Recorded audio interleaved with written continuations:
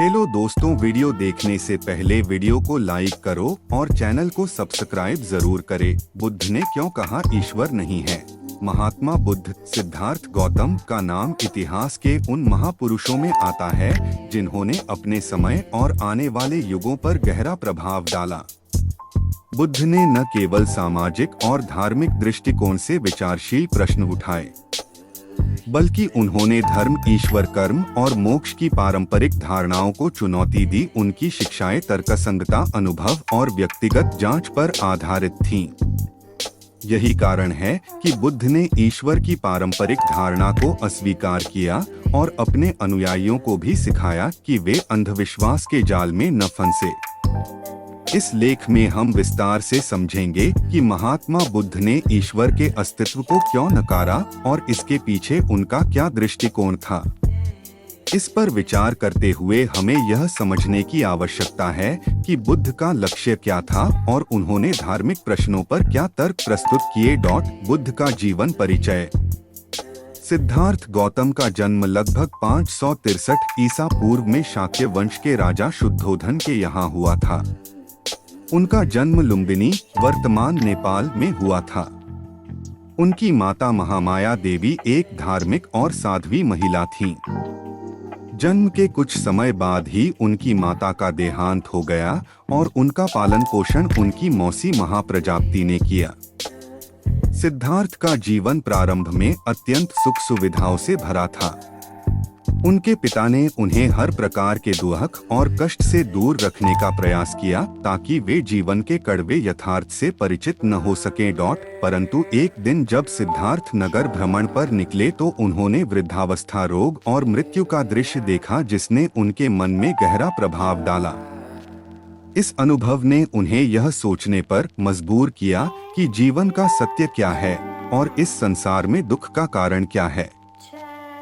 इसके पश्चात 29 वर्ष की आयु में सिद्धार्थ ने राजमहल, परिवार और सुख सुविधाओं को त्याग कर संन्यास का मार्ग अपना लिया।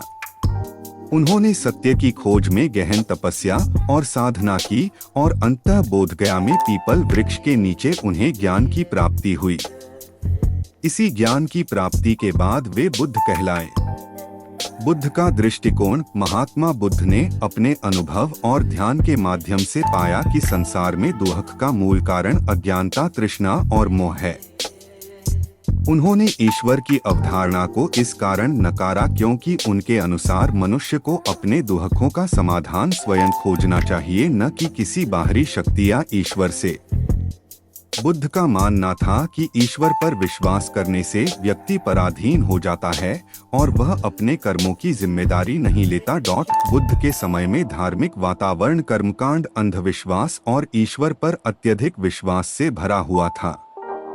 लोग अपने दुखों का समाधान ईश्वर की पूजा, यज्ञ और अनुष्ठानों में खोजते थे। बुद्ध ने इसे निराधार और तर्कहीन माना।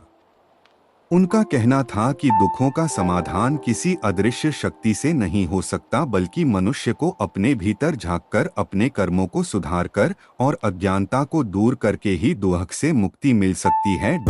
ईश्वर की धारणा का खंडन। बुद्ध ने ईश्वर के अस्तित्व को नकारने के पीछे कई तर्क दिए। उनके अनुसार कर्म का सिद्धांत। बुद्ध ने कहा कि संसार में हर घटना का एक कारण होता है और यह कारण कर्म है। यदि व्यक्ति अच्छे कर्म करता है तो उसे अच्छे परिणाम मिलते हैं और यदि वह बुरे कर्म करता है तो उसे बुरे परिणाम भुगतने पड़ते हैं। उन्होंने कहा कि ईश्वर को बीच में लाने की आवश्यकता नहीं है क्योंकि यह कर्म का नियम स्वाभाविक रूप से कार्य करता है। दुख का कारण। बुद्ध का मानना था कि दुख का कारण तृष्णा और मोह है, न कि किसी ईश्वर की इच्छा। यदि व्यक्ति अपनी तृष्णा और मोह से मुक्त हो जाता है तो वह दुख से भी मुक्त हो सकता है। इस दृष्टिकोण के अनुसार ईश्वर का अस्तित्व इस संदर्भ में आवश्यक नहीं है। अहंकार का त्याग। बुद्ध ने कहा कि व्यक्ति को अपनी समस्याओं का समाधान खुद खोजना चाहिए, न कि किसी बाहरी शक्ति या ईश्वर पर निर्भर रहना चाहिए।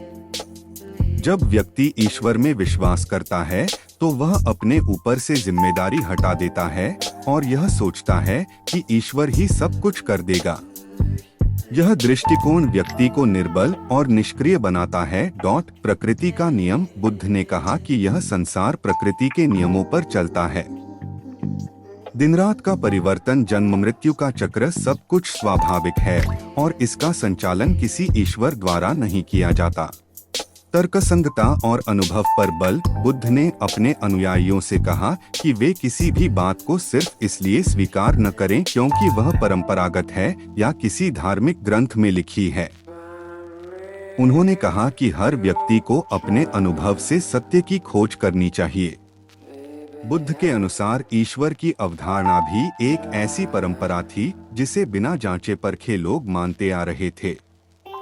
बुद्ध ने इस पर संदेह किया और अपने अनुभव के आधार पर इसे नकारा।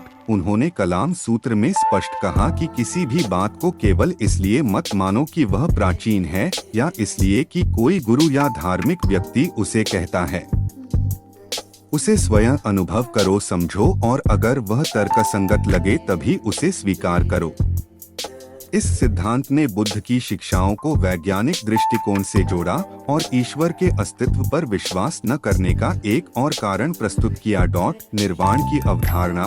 बुद्ध ने मोक्ष के बजाय निर्वाण की अवधारणा प्रस्तुत की। उनके अनुसार निर्वाण वह अवस्था है जिसमें व्यक्ति सभी तृष्णाओं और मोह से मुक्त हो जाता है। यह स्थिति किसी ईश्वर की कृपा से नहीं बल्कि व्यक्ति के स्वयं के प्रयासों से प्राप्त होती है। बुद्ध का मानना था कि ईश्वर पर विश्वास करने से व्यक्ति इस बात पर निर्भर हो जाता है कि उसे मोक्ष ईश्वर की कृपा से मिलेगा, जबकि सच्चाई यह है कि निर्वाण की प्राप्ति व्यक्ति के अपने प्रयासों पर निर्भर करती है। बौद्ध धर्म में ईश्वर की भूमिका। बौद्ध धर्म में ईश्वर की अवधारणा को महत्वपूर्ण स्थान नहीं दिया गया है। बुद्ध ने कभी भी ईश्वर के अस्तित्व को पूरी तरह से नकारा नहीं, लेकिन उन्होंने यह कहा कि ईश्वर पर ध्यान केंद्रित करने के बजाय व्यक्ति को अपने जीवन और कर्मों पर ध्यान देना चाहिए। बौद्ध धर्म के अनुसार जीवन के दुखों का समाधान ध्यान, आत्म साक्षात्कार और शील नैतिकता में निहित है, न कि किसी ईश्वर की पूजा में। बुद्ध का मानवतावादी दृष्टिकोण। बुद्ध का दृष्टिकोण अत्यंत मानवतावादी था। उन्होंने व्यक्ति के व्यक्तिगत अनुभव, कर्म और नैतिकता पर जोर दिया। उनका मानना था कि मनुष्य को अपने दुखों और समस्याओं का समाधान स्वयं खोजना चाहिए, न कि किसी ईश्वर या बाहरी शक्ति पर निर्भर रहना चाहिए। बुद्ध ने जीवन के वास्तविक अनुभवों पर आधारित एक मार्ग प्रस्तुत किया जिसे 8 तहाना पथ कहा जाता है। इस मार्ग के माध्यम से व्यक्ति स्वयं को दुखों से मुक्त कर सकता है। निष्कर्ष। महात्मा बुद्ध का ईश्वर के अस्तित्व को नकारना उनके वैज्ञानिक और तर्कसंगत दृष्टिकोण का परिणाम था। वे अंधविश्वास, कर्मकांड और परंपरागत धार्मिक धारणाओं के विरोधी थे।